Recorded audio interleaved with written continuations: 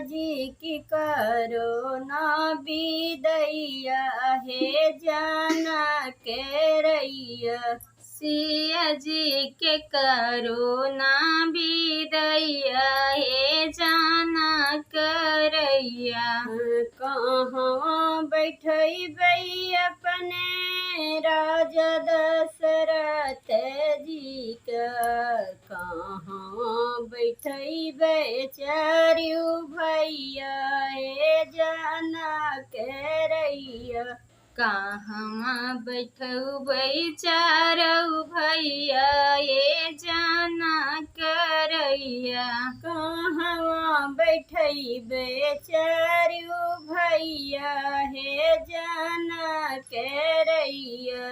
कहवा बैठबै चारौ भैया ये जाना करैया। सिया जी की करो ना बिदैया हे जाना के रैया। सिया जी के करो ना बिदैया हे जाना करैया।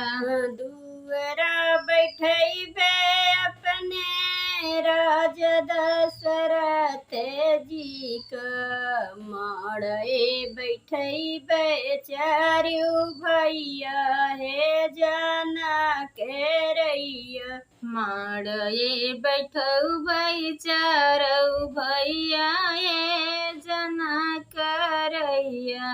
माड़े बैठबै चारू भैया हे जाना के रैया। माड़े बैठबै चारौ भैया हे जाना करैया। सिया जी की करो ना बिदैया हे जाना के रैया। सिया जी के करो ना बिदैया हे जाना करैया।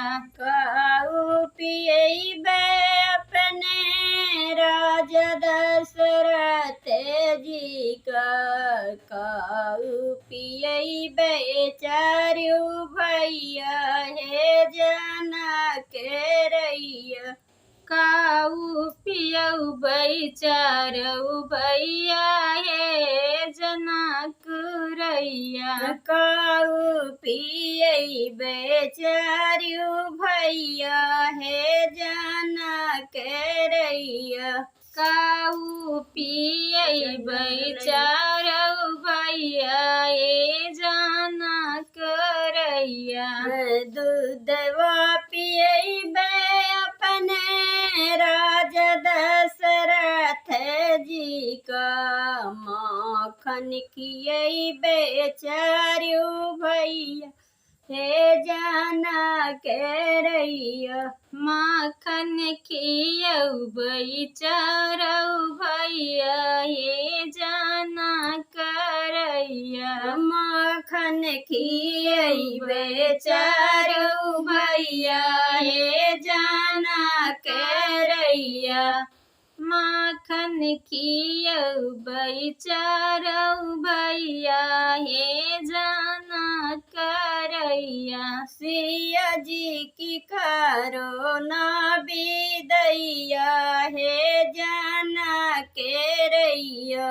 सिया जी के करो ना बिदैया हे जाना करैया।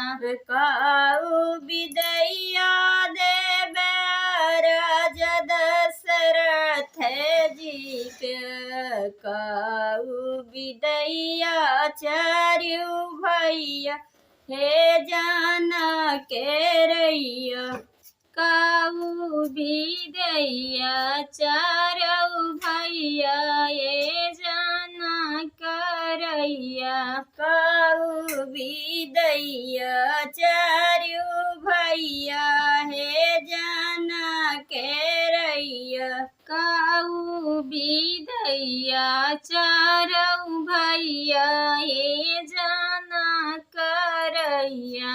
घोड़वा बिदैया देबै राजा दशरथ जी का, सीता सीता विदैया चारु भैया हे जनक रैया। सीता विदैया चारौ भैया हे जनक रैया। सीता विदैया चारु भैया हे जनक रैया। सीता विदैया चारौ भैया हे जनक रैया। सिया जी की करो ना विदैया हे जनक रैया। सिया जी के करो ना विदैया हे जनक